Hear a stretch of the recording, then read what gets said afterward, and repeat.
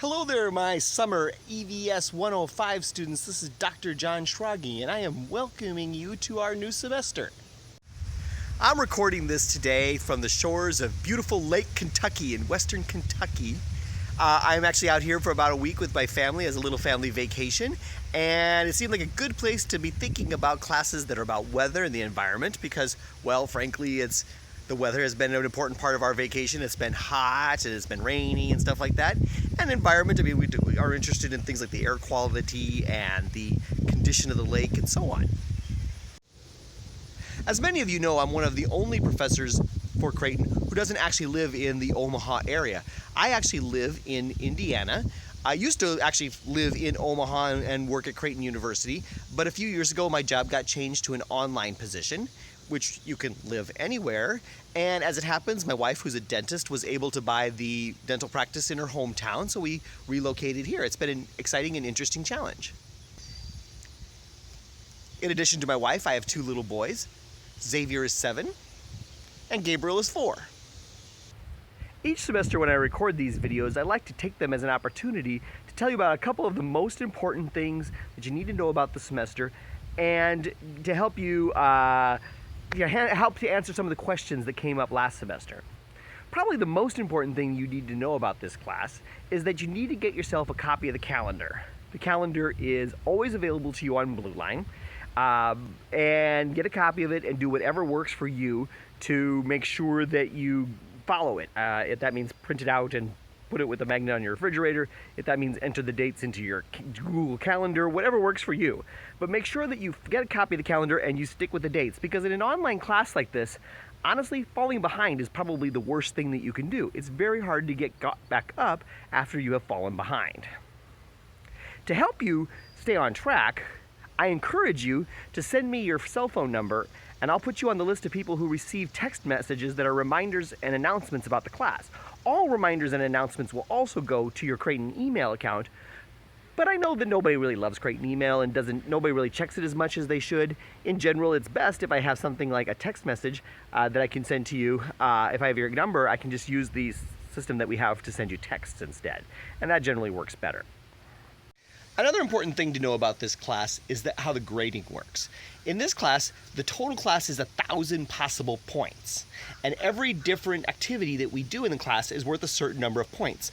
And then based on the total fraction of the 1,000 points that you get, that's how I determine your grade. So if you only earned 500 of the points, you'd have 500 out of 1,000 or a 50%. But of course, you'll have a higher grade than that. The course is divided up into 8 so-called modules. Modules is sort of a word that comes to us from online education. Instead of that, think of it in terms of units, okay? There's 8 units of material, and each of the 8 units is worth the same number of points, 125 points, or 1/8 of the total class. In each of the modules, the points come from a combination of a quiz, which is generally made up of multiple choice and true-false questions, a homework assignment, and an online discussion. Together, those things make 125 points. Now, I'm going to come back and talk about those online discussions in a little bit because they're always something that people get a little confused about. But before I go any farther, let me tell you, an important thing to understand about the grades is never trust the course grade or whatever they call it that Blue Line gives you. Okay, that's actually true in any of your classes at Creighton. That is what Blue Line comes up with there. When you check your grades on Blue Line, it gives you like a course grade so far or something like that. That is actually just an estimate of where you are. Blue Line is really stupid about understanding how different kinds of assignments have a different amount of weight on the total class grade.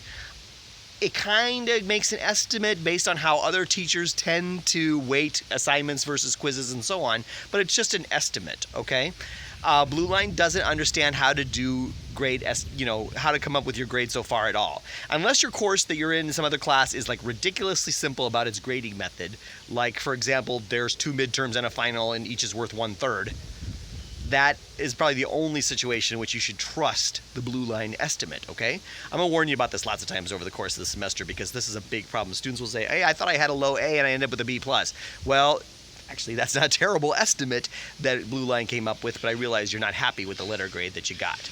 You can always compute your own grade by just tallying up the total number of points that have been possible so far and the total number of points you have gotten and dividing one by the other. Or you can just ask me for help with that, okay? Because I understand it can be kind of confusing.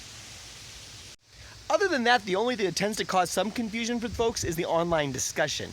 You know, for each of the 8 modules, there's at least one online discussion, and there's 2 steps to completing the online discussion. Whatever the topic is, first you will be given an opportunity to respond, or that's not a good choice of words, to come up with what your contribution to the discussion is. We'll be talking about some particular issue of the atmosphere or the environment or whatever, and you will write your initial contribution. They're typically a couple paragraphs, okay?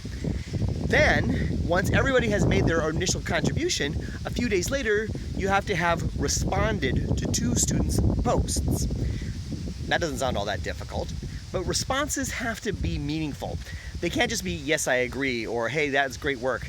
You need to, in some way, what the Creighton Center for Online Education, or whatever they call it now, what they say, is you have to have advanced the discussion. You need to do something like provide another example, or provide thought-provoking questions, or something like that. This can't be like a YouTube discussion or something like that. It has to actually be, you know, more like how adults speak to each other, all right? You're gonna find that those are probably the easiest points you get this semester, okay? The homework are not always easy. Most students find the quizzes kind of hard, but as long as you meet the deadlines and so on, the online discussions are probably your easiest source of points.